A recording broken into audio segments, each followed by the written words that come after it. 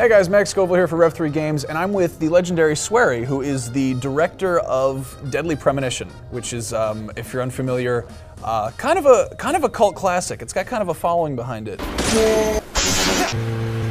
The exterior woodwork is spectacular. Don't you agree, Zach? Swery, how do you explain Deadly Premonition to people? Deadly Premonition to game. The original version of the Deadly Premonition was released 2 years ago. And the setting of this game is a country town in North America. The genre is a kind of the open world mystery. The director's cut, you're taking the original game and making some changes and additions to it. What are people going to see who might have played the first one, and what's new? So the first point is the additional scenario, and the second point is let's say improvement, because after the release he received so many feedbacks from the Western market, but some of them was very positive, but some of them was kind of negative comment. So he wanted to improve those negative points of this game. And the third one is new features. Okay, great. Well, I guess let's take a look. So it starts off with the murder.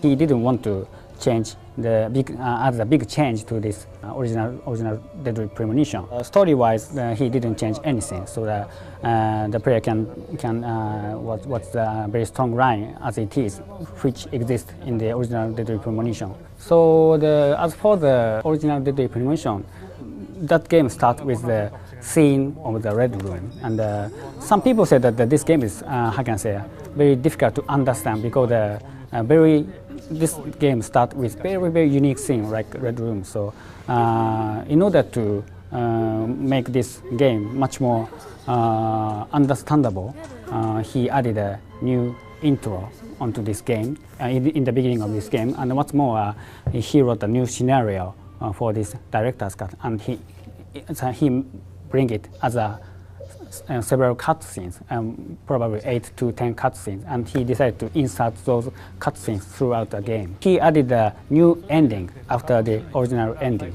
so that the players who play the original version can also get another surprise in the end.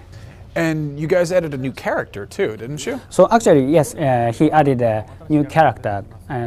If you start this game, you will be able to the new intro, and you can see the new character, a little girl, appears in the beginning of the game. And in the beginning of the game, the player doesn't know who she is actually, but as you play this game, the player can find out who she is in the end. What's happening in this part right here? So this is the first scene. The player, after player arrived the country town, and this is the first morning, and he started driving. The normal survival horror doesn't have this kind of a peaceful atmosphere, having a slow life of the country town. For example, this is the scene of the conversation in the car on the road, and the player is of course driving alone, but he's speaking to himself, and he's talking about movies, because when driving in the country town, it is kind of boring, have enough time to drive, so he's always talking about the movies. For example, he's talking now about the Attack of the Killer Tomato. So, Zach, about those bonus features in DVDs nowadays. Speaking of movies, what inspires you? What are everyone draws the connection to Twin Peaks, but what are some of your favorite movies? Of course, he was inspired. He's inspired from the out of movies. But if he say particular title, probably he can say The Brazil by Terry Gilliam. One thing that people really seem to latch onto in any case was the little details, like the beard growing in real time, or the fact that you drive everywhere in real time, and eating, having to sleep and change clothes and things like that. I've read that there were some things that you wanted to put in the game but weren't able to, such as showering, washing with soap. Has that been added in the director's cut?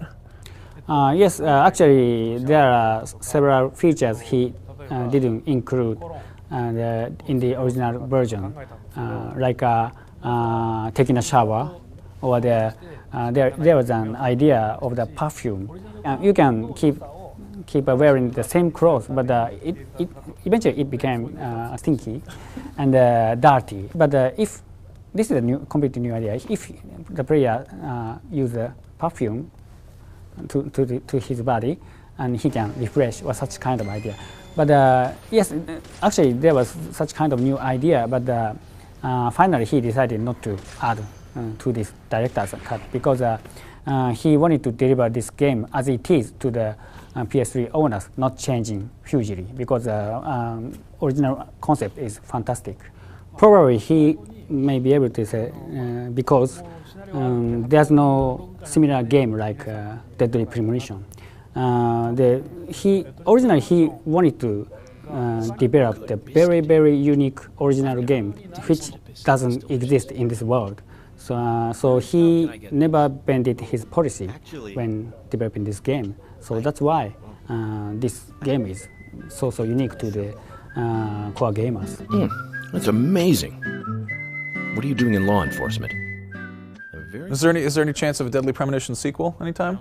Of course, he is talking with the producer about the sequels or pre-sequel mostly every day, and now he is thinking that now is the time he is seeking the chance to bring such kind of sequels or pre-sequel. So after the release of this director's cut, probably he will be able to get a chance to create the sequels.